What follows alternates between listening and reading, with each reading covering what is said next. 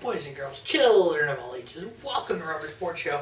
I'm your host, Robert. Alright, NFL Week 6. NFL Week 5, just getting over a few hours ago with the Tuesday Night Football.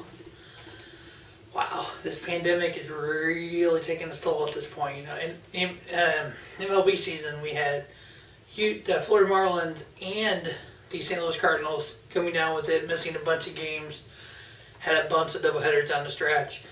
Now we have Tennessee affected by it. We have New England affected by it. Kansas City players have been, just craziness. Buffalo, Tennessee, the whole nine here. The problem with NFL is we can't do doubleheaders, so I don't know how this season is going to work, if they're going to back up the playoffs. But you know what? Here we are, Week 5. Week 5 just got over, Week 6. So in Week 5, I was 10-4 win-loss, 7-7 against the spread, 6-8 on the over/under. Year-to-date totals 51-26 win-loss, 39-38 against the spread and over/under, which brings me to an overall 129-102, with the overall winning percentage of 55.8%.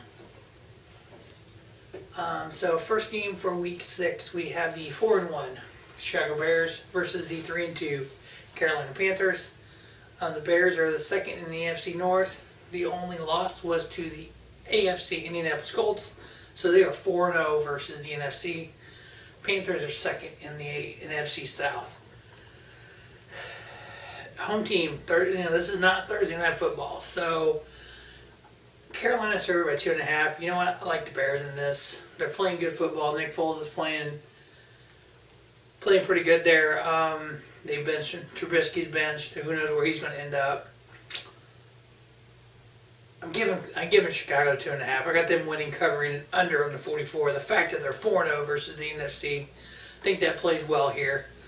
All right, next up we have the 4-1 Baltimore Ravens versus the 1-3-1 Philadelphia Eagles. The Ravens are second in the AFC North. Their only loss is Kansas City, while Philadelphia is second in the NFC East. Baltimore is favored by 8. Whew. Philadelphia looks bad.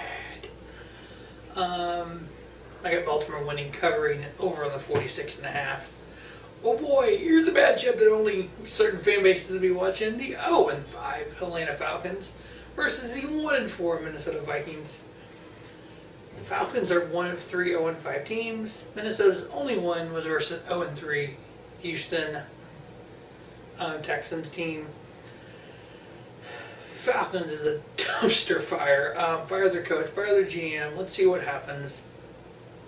You know, yeah, I don't see it. Minnesota, favored by 3.5. I got them winning, covering, and over in the 55.5.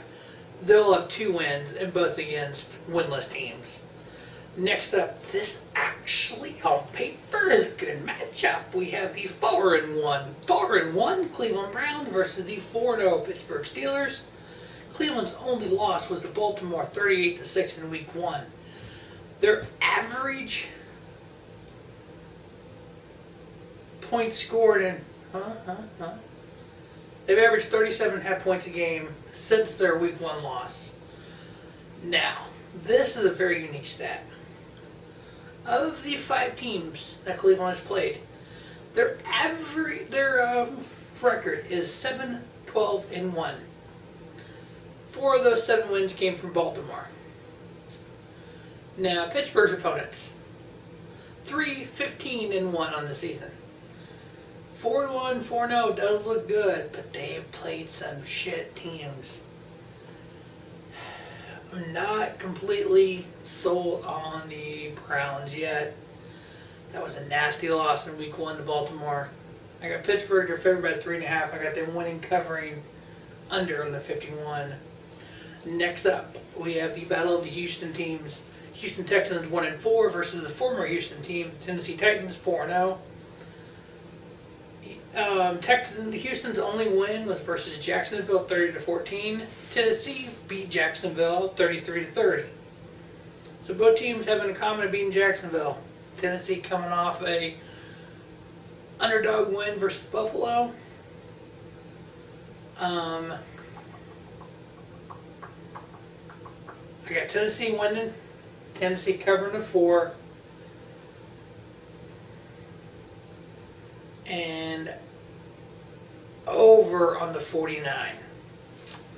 Tennessee win, cover the 4, over on the 49. Next up, oh my God, 2 franchises that are just trash right now. The 1-4 Washington football team, again, don't even have a freaking name, versus the 0-5 Giants. So Dwayne Haskins is out in Washington. Alex Smith is back. So we draft a quarterback. We don't put anything around him. Then we say, nope, you're not it. Bye. Wow, what a dumpster fire. Their average loss is by 15.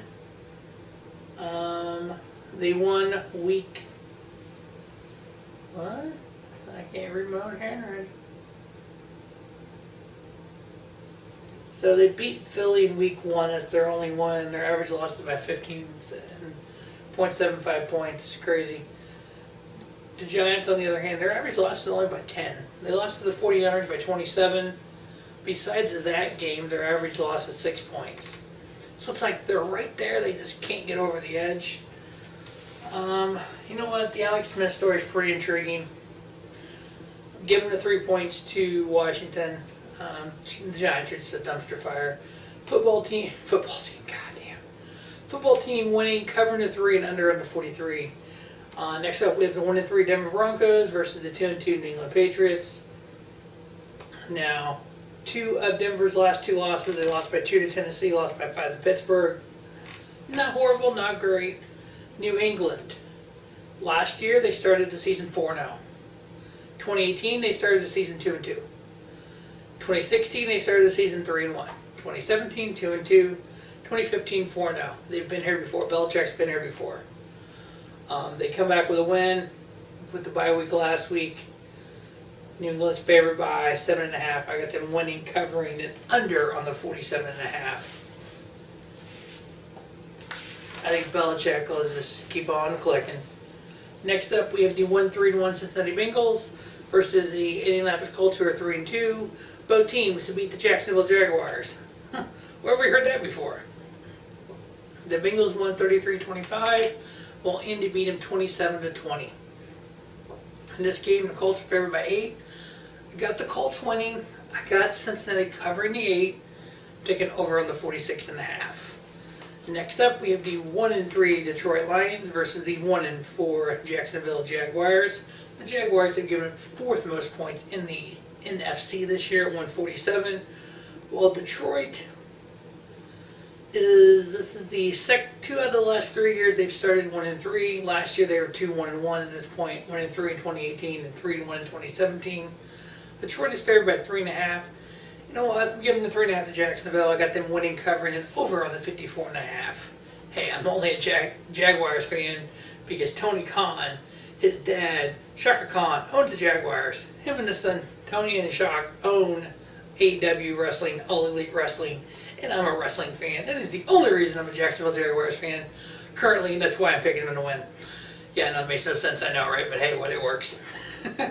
Next up, we have the 0-5 dumpster fire, that's New York Jets versus the 2-3 Miami Dolphins. The Jets have given up the most points in the AFC at 161 by scoring the fewest points at 75. The Dolphins have given up the 6th most points in the AFC with 136. The Dolphins are favored by 8.5. I got them winning, covering, and over on the 47.5. This game actually made me think. We have the 4-0 Green Bay Packers versus the 3-2 Tampa Bay Buccaneers. Packers scoring the 3rd most points in the NFC at 152. Now, the most losses that Tom Brady's had in the season was 7 in 2002. 15 of 20 years in the league, he's had 4 losses or less. He's already at 2. I know it's a different team. I know it's a different era. But you know what? I really think Aaron Rodgers is playing with a chip on his shoulder this year. I've said this each and every week. He is going out there to prove a point that he is not replaceable. He is Aaron freaking Rodgers. Now, we all know the story. Brett Favre, they draft Aaron Rodgers. Favre plays 4 years, I think it was 4 or 5. Favre says, I'm leaving. They give the job to Aaron Rodgers. Favre says, you know what, no, I want to stay. Green Bay says, sorry, or give the job to Aaron. You can move on. He goes to the Jets for a year, goes on to Minnesota. We all know that. Are we seeing the past alive again? Aaron Rodgers, a winning quarterback, who they drafted the the first round pick of Justin Love, sitting behind him. Are we seeing it all over again? Have a couple of years of Rodgers. We all know the cap hit. Was it almost $26 million this year, next year? Does Aaron play a couple of years? They kick Aaron to the curb, give the kid Justin Love a shot, and then in 15 years we do this all over again? Is that the way this story is going to play out? All I can say is Aaron Rodgers is playing. He's 4-0. Can he continue the ride? Oh, I think he can. Green Bay is favored by 2. I got them winning, covering, and over on the 54. He going to put some points on board. He going to show everyone he ain't washed up. I think Brady's doing the same thing. So I hate to see Brady go 3-3, but I think Tampa Bay will be all right. I think Rodgers has got a point to prove. Next up, we have the 4-1 Los Angeles Rams versus the 2-3 San Francisco 49ers. Rams have given up the fewest points in the NFL, 80 in the NFC this year with 80. Well, the 49ers are one of 7 NFC teams under 500. Rams are favored by 3.5. I got them winning, covering, under on the 50.5. Next up, a battle of 4-1 teams out the AFC. Supposed to have been Thursday Night Football. We don't want the Bills playing on Tuesday, then again on Thursday, so we have one of 2 Monday Night Football games. The Kansas City Chiefs versus the Buffalo Bills. Both teams 4-1. Chiefs scoring the second most points in the AFC, only behind Cleveland and Baltimore, and tied with Baltimore. While the Bills have given up the 5th most points at 142, while only scoring 139, but they are 4-1. Chiefs are favored by 3.5. I got them winning, covering, and over on the 55. And in the late game for Monday Night Football, 3-2 Arizona Cardinals versus the 2-3 Dallas Cowboys without Dak Prescott. Arizona is one of 3 NFC teams that are 3-2, while the Cowboys have given up a league-high 180 points. Second place is 161, and that's the Jets. Dallas is without, as we all know, we've seen the gruesome video of Dak Prescott, and we know about the ankle surgery on Sunday night. He is out for the year. Could not happen in a worse time. We have a guy basically betting on himself, trying to get that next huge contract, and this happens. Worst case scenario, they franchise him next year. He has a comeback season.